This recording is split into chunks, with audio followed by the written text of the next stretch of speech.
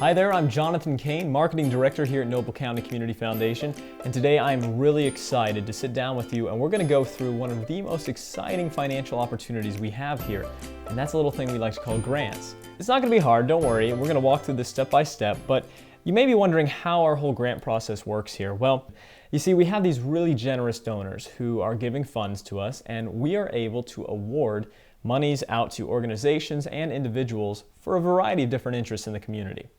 Our bottom line goal is always, though, to improve the quality of life in Noble County. So before we get started talking about how to apply, there's a few ground rules you should know about grants here. First, you can only apply for one grant per quarter. We have 4 in the year, and so you can only open up one application for each deadline period. You can also only have one open grant request going at a time. So say we give you a grant, you can't apply for a new one until that one's closed down. Now, it is a little different for schools. Because there's an entire corporation with many school buildings, we've opened it up to one grant per quarter per school building. So if you're a teacher who would like to apply for a grant and nobody else in your building has done so, go for it. Bottom line, individuals can only have one grant request open at a time. Okay, so now that you know the rules, let's talk a little bit about some of the different types of grants we have. There's essentially 2.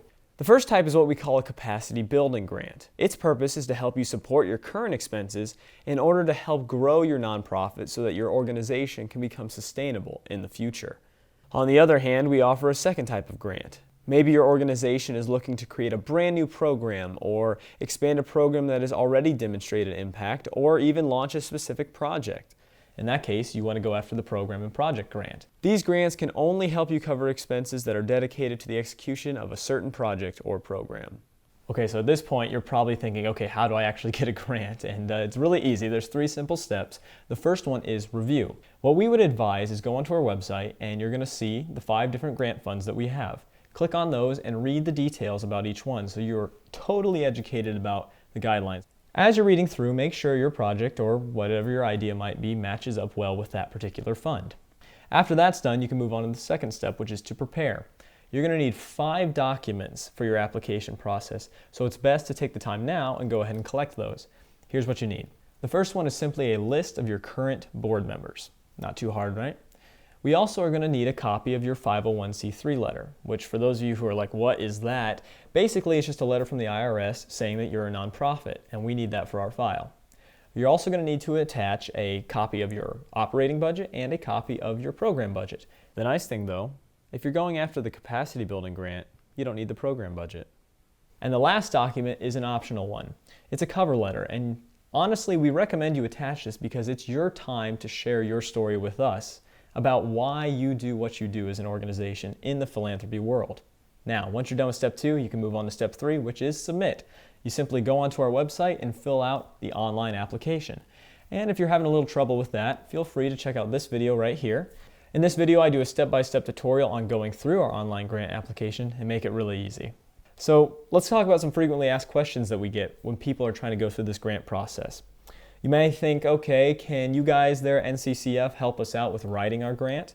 It's a good question, and even though we sometimes offer grant writing workshops here, we ourselves don't offer a grant writing service. But there's plenty of places you can go around the county to have that service done for you. Just keep in mind that the fee that they charge cannot be included in your grant proposal. Or how long will it take for me to find out if I was accepted or denied? We do our absolute best to contact you within 60 days of the deadline date to let you know if you were accepted or denied.